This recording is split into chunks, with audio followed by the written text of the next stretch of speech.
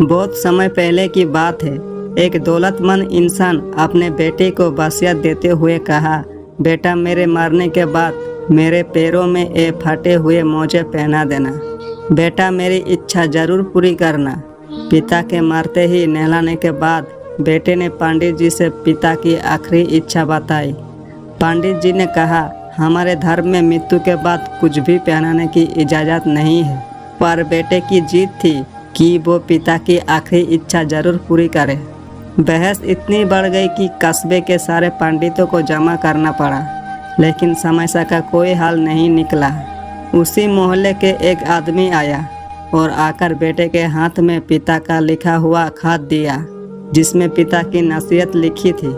मेरे बेटे, देख रहे हो, दौलत, बंगला, गाड़ी, बड़ी बड़ी फैक्ट्री और फार्म हाउस के बाद भी मैं फटा हुआ मोजा भी अपने साथ नहीं ले जा सकता।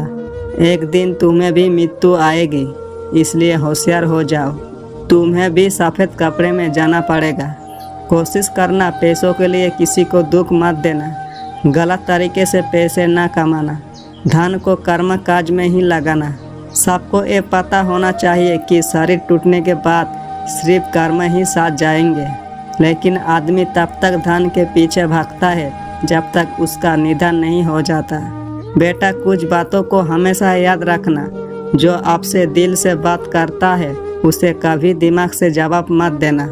एक साल में 50 मित्र बनाना आम बात है, लेकिन एक मित्र से 50 साल तक मित्रता निभाना खास बात है। एक मिनट में जिंदगी नहीं बदलती, पर एक मिनट सोचकर लिए हुए फैसले से पूरी जिंदगी बदल सकती है।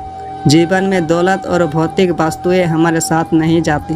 मृत्यु के बाद हमारे कर्म ही हमारे साथ होते हैं। इसलिए कहा गया है कि हमें सही हाई पर चलना चाहिए, धन को अच्छे कार्यों में लगाना चाहिए और जीवन में अच्छे रिश्ते और मित्रों को महत्व देना चाहिए।